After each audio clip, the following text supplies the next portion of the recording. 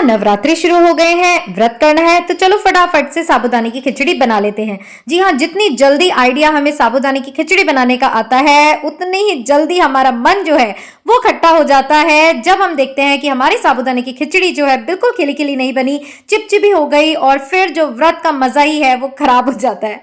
वैसे व्रत में खाने के मजे नहीं लेने हैं, फिर भी जब आप खिचड़ी बनाते हैं तो साबूदाने की खिली खिली खिचड़ी आपकी क्यों नहीं बनती है, यही सारी ट्रिक्स आज नवरात्रि स्पेशल रेसिपी 2025 में हम सीखने वाले हैं। और देखिए इसका रिजल्ट लग रहा है ना कितना सुंदर। तो चलिए स्टार्ट करते हैं।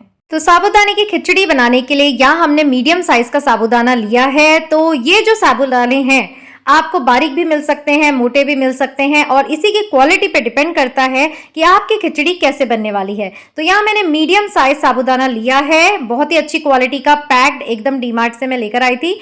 और अब इसे एक चलनी में डाल देंगे। तो साबूदाने की खिचड़ी खिली खिली बने इसके लिए पहली ट्रिक ये है कि आपकी ये जो क्वालिटी है साबूदाने की अच्छी होनी चाहिए और मोती की तरह आपके ये जो दाने हैं वो भिगोने के बाद भी इसी तरह रहने चाहिए। कहने का मतलब है इसमें स्टार्च बिल्कुल नहीं होना चाहिए। तो सबसे पहले आपको क्या करना है, 3 से 4 पानी में इसे अच्छे से मसल मसल कर धोना है। जितना भी सफेद पानी है इसका निकल सके, स्टार्च जो है वो निकल जाए, तब हम इसे भिगोएंगे। और कैसे भिगोना है उसकी भी एक ट्रिक है। फिलहाल हम इसे पानी से धोते हैं। तो देखिए इस तरह आप अच्छे से 3 से 4 बार इसे धो लीजिए। फ्रेंड्स, नवरात्रि में जब भी हम सोचते हैं कि क्या बनाए तो साबूदाने की खिचड़ी जो होती है सभी की पहली पसंद होती है, बट खिली खिली वो कम ही लोगों की बन पाती है। और इसीलिए आज ये रेसिपी हम आपके लिए लेकर आए हैं। और आज के बाद इस वीडियो को देखने के बाद आपको बिल्कुल भी मायूस नहीं होना पड़ेगा, क्योंकि खिचड़ी जो है वो बनेगी आपकी एकदम परफेक्ट, खिली खिली, और जो भी खाएगा वो यही कहेगा कहाँ से सीखी। तो देखिए अच्छे से इसको धोने के बाद अब सेकंड ट्रिक जो आती है वो है इसको भिगोने की।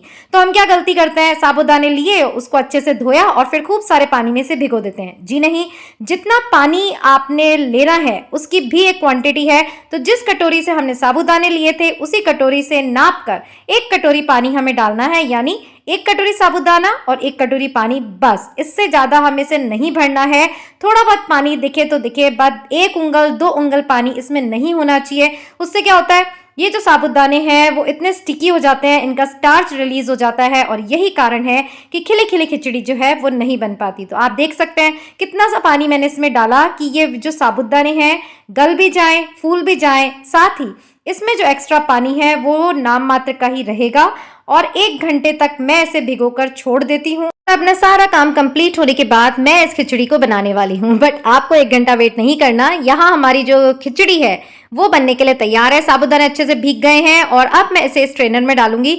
और मैं आपको बता दूं बहुत ही कम पानी इसने रिलीज किया, मतलब जितना पानी हमने डाला था वो ये एब्जॉर्ब कर चुकी है। साथ ही बिल्कुल भी स्टिकी नहीं हुई है। आप देख सकते हैं कितने मोतियों की तरह दाने इसके जो है खिले खिले हैं।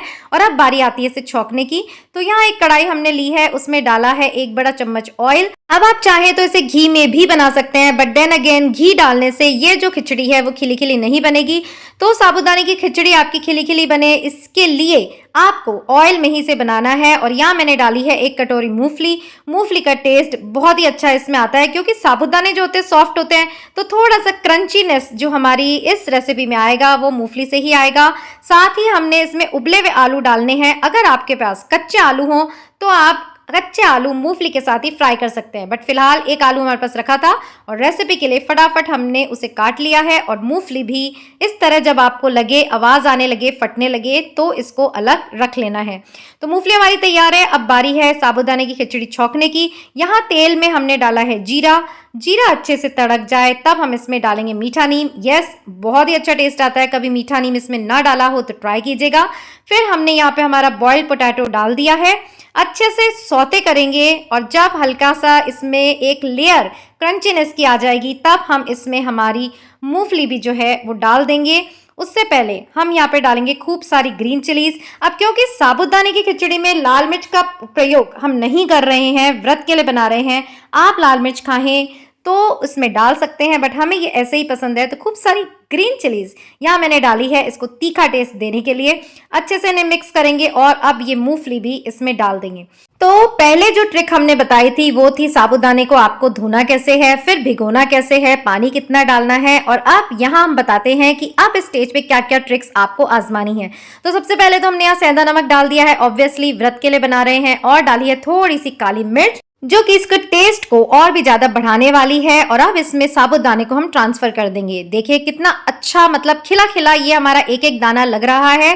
तो इसीलिए सारी ट्रिक्स आप फॉलो करेंगे तो आपको भी यही रिजल्ट मिलेगा। और लास्ट जिस ट्रिक के बारे में बता रही थी वो ये कि जो खटाई है इसमें अगर आप नींबू डालते हैं तो ऑब्वियसली आपको इसमें कुछ भी चिपचिपापन नहीं दिखेगा, बट अगर आप टमाटर डालना चाहते हैं तो अच्छे से खिचड़ी को सब चीजों को मिक्स करने के बाद एंड में हम टमाटर डालेंगे और बस इसे हल्का सा मिक्स करके इस खिचड़ी को बंद कर देंगे।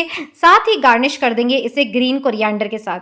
तो मैं जो ये बता रही थी, टमाटर आपको पहले आलू और मूंगफली के साथ नहीं डालने हैं, क्योंकि ये जो है वो ओवर कुक हो जाएंगे और हमारी खिचड़ी को जो है वो चिपचिपा कर देंगे, स्टिकी कर देंगे, जो कि हमें नहीं चाहिए क्योंकि हम बना रहे हैं खिली खिली साबूदाने की खिचड़ी। तो देखिए टमाटर डालते ही मैंने इसे बंद कर दिया है और 1 मिनट में ही ये जो टमाटर हैं इसमें टेंडर हो गए हैं, क्योंकि खिचड़ी जो थी गरम गरम थी।